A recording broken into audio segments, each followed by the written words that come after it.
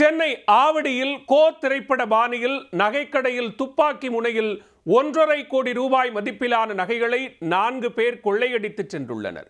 நகைக்கடை உரிமையாளரின் கை கால்களை டேப்பால் கட்டி போட்டு நகை திருட்டில் ஈடுபட்டவர்கள் வடமாநிலத்தவர்களா?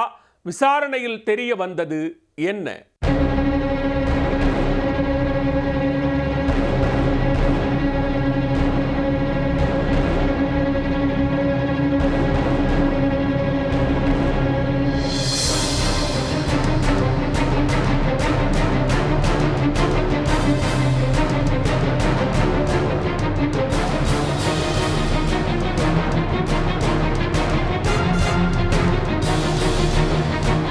ஷட்டரை லாக் செய்து துப்பாக்கி முனையில் நகைக்கடையில் திருட்டில் ஈடுபட்ட திருடர்கள் இவர்கள்தான்.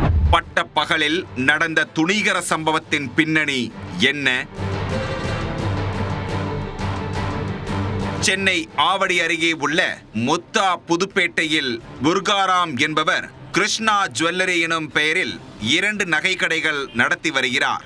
வட மாநிலத்தில் நடக்க இருக்கும் உறவினர் வீட்டு திருமணத்தில் பங்கேற்பதற்காக புர்காராம் ரயிலில் புறப்பட்டு சென்றார். போவதற்கு முன்பு தனது ஒரு கடையில் இருக்கும் நகைகளை மொத்தமாக எடுத்து வந்து முத்தா புதுப்பேட்டையில் அவரது மகனின் கீழ் இயங்கும் நகைக்கடையில் பத்திரப்படுத்தியுள்ளார். இந்த நிலையில் நகைக்கடையில் பிரகாஷ் இருந்தபோது காரில் வந்த 4 பேர் சரசரவென உள்ளே புகுந்துள்ளனர். ஷட்டரை லாக் செய்து துப்பாக்கியை காட்டி பிரகாஷை மிரட்டி உள்ளனர். அவரது தலையில் தாக்கி டேப்பால் வாய் மற்றும் கைகளை கட்டி போட்டுள்ளனர்.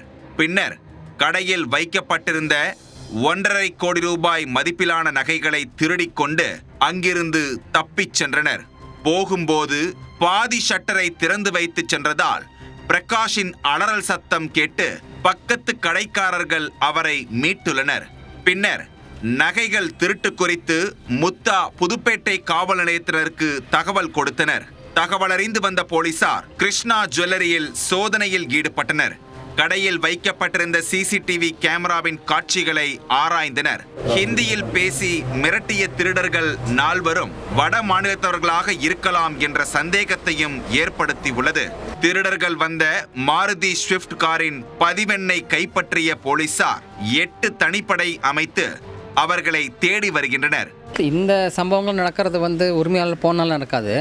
அது ஏதாவது உள்ளால இன்ஃபர்மேஷன் கொடுத்துருப்பாங்கன்னு நினைக்கிறோம் நாங்கள். அது விசாரணைலாம் தெரிய வரும். அது 1.25 kg சொல்கிறார் கோல்டு. இந்த நகையை குற்றவாளி கண்டுபிடிக்கிறதுக்கும் நகைகளை மீட்கிறதுக்கும் அனைத்து நடவடிக்கை எடுக்கிறோம். கூடிய சீக்கிரம் நிறைய போலீஸ் படைகள்லாம் போயிருக்கிறது. கூடிய சீக்கிரம் கண்டுபிடிச்சிருவோம். நிறைய துப்புகள் இருக்கிறது, அதனால கண்டுபிடிச்சிருவோம். முதற்கட்டமாக திருடு போனது பொதுமக்கள் அடகு வைத்த நீண்ட நாட்களாக மீட்கப்படாமல் இருந்த நகைகள் எனவும் அவற்றின் மதிப்பு தோராயமாக 1.5 கோடி ரூபாயாக இருக்கலாம் எனவும் தெரிய வந்துள்ளது. நான் 2 துப்பாக்கி பார்த்தேன் சார். என்னை உள்ளே எடுத்துன்னு போயிட்டாங்க சார். கட்டி உள்ளே மீன்ஸ் அந்த டேப் போட்டு வாயிலையும் கையிலையும் கட்டிட்டு விட்டுட்டாங்க. ஒரு கோடி ரூபாய்க்கு மேலே தான் சார். 1.25 கோடி ரூபாய்க்கு உள்ளே இருக்கும். 2 பேர் நான் பார்த்த வரைக்கும் 2 கன்று நான் பார்த்தேன் சார்.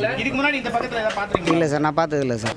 நகைகளின் இருப்பு குறித்து எந்தவித கணினி ஆவணங்களும் சேகரித்து வைக்கப்படவில்லை என கூறப்படுகிறது. அது தொடர்பாகவும் போலீசார் விசாரித்து வருகின்றனர்.